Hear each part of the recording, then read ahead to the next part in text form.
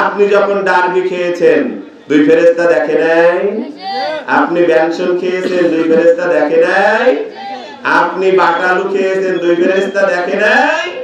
আপনি গাঁজা খেয়েছেন, ইয়াবা খেয়েছেন, ফেন্সি খেয়েছেন, দুই ফেরেশতা দেখে নাই?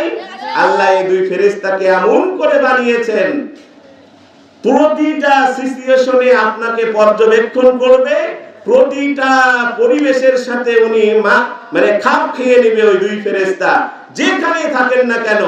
এমন কি আপনি অক্সিজেন নিয়ে পানির তলে থাকবেন আর দুই ফেরেশতা বিনা অক্সিজেনে আপনার সাথে সঙ্গ দিবে।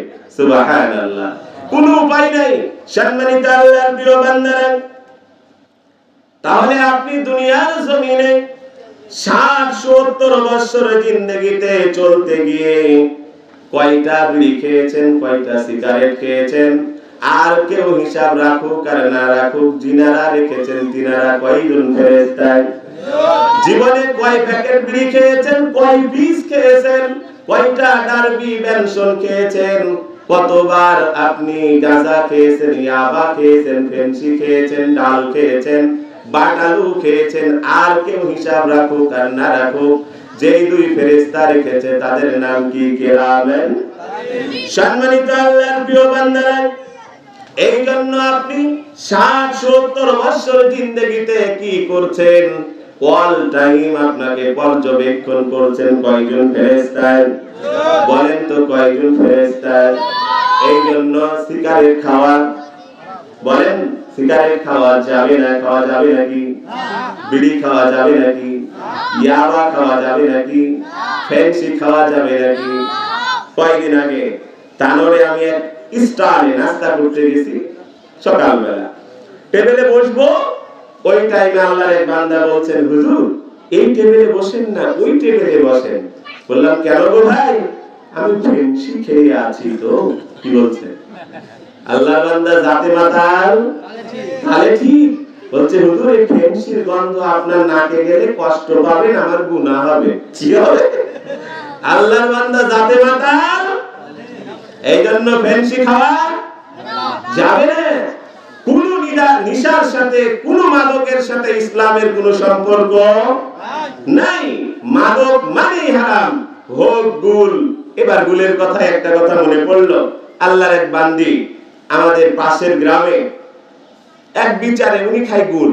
মা বোনদের দৃষ্টি আকর্ষণ করব, যারা জর্দা খান, গুল খান, ছেড়ে দিতে হবে। কি বলেন? ভাইদের দৃষ্টি আকর্ষণ করব, যারা সিগারেট খান, বিড়ি খান, তারি খান, পচানি খান, গাঁজা খান, ইয়াবা খান, সব ছেড়ে দিতে হবে। পারবো ইনশাআল্লাহ। তো বিচারে বসে যারা খান না, আলহামদুলিল্লাহ আপনারা ভালো আছেন। যদি কেউ খেতে অভ্যস্ত থাকেন, ছেড়ে দিব। আল্লাহ সকলকে মাদক থেকে দূরে রাখুক, সকলে বলি আমিন।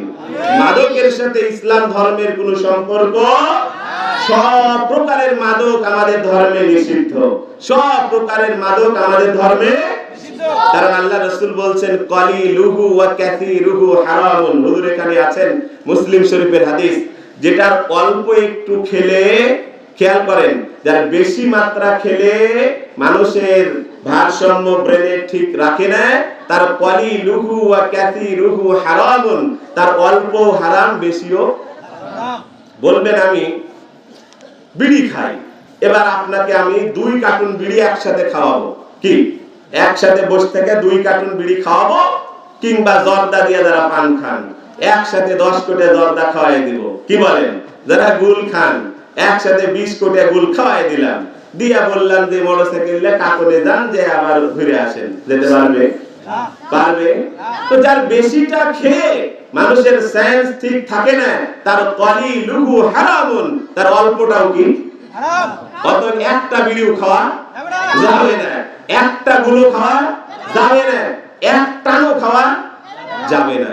মাদকের সাথে ইসলামের কোনো সম্পর্ক নাই। যারা এই মাদকের সাথে সম্পৃক্ত, তাদের সাথে আমাদের কোনো সম্পর্ক নাই।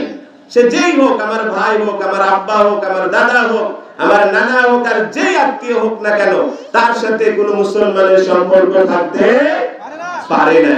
মনে থাকবে ইনশাআল্লাহ। কি বলেন? মাহফিলের উদ্দেশ্য কিছু আমল নিয়ে যাওয়া, নাকি বলেন? অতএব কোনো মাদকখোরের সাথে কোনো মুসলমানের সম্পর্ক থাকতে পারে না। তাহলে বিড়িও মাদকের, অংশ, জর্দাও মাদকের অংশ, গুলো মাদকের অংশ, তারি, সুয়ানি, বাটালু, ফেন্সি, ডাল, হিরোইন সবই কি মাদকের। অতএব কোনটাই খাওয়া। সম্মানিত আল্লাহর প্রিয় বান্দারা, দুই, ওই আল্লাহর বান্দি গুল খায়, ওর স্বামী খেতে দিবে না। বিচার বসলো, সেই বিচারে আমিও ছিলাম। ছোট্ট একটা বাচ্চা, 8 বছর বয়স, ওই মেয়েটার, ওর একটা বাচ্চা আছে সংসার জীবনে, 8 বছর ছেলে বাচ্চা। বিচারের মধ্যে বলা হলো, ওগো আল্লাহর বান্দা, তোমার স্ত্রীর উপরে তোমার অভিযোগ কি? আল্লাহর বান্দা বলল যে স্বামী সে বলছে কোনো অভিযোগ নাই, একটাই অভিযোগ, গুল ছাড়তে হবে, না হলে আমি ওর ভাত দিব না। আল্লাহর বান্দি বলল, সবাই যখন জিজ্ঞাসা করলো, ও আল্লাহর বান্দি তুমি বলো তোমার অভিমত কি, তোমার মতামত কি? আল্লাহর বান্দি বললে, ভাত না দিলে আমার কোনো আপত্তি নাই, কিন্তু গুল ছাড়তে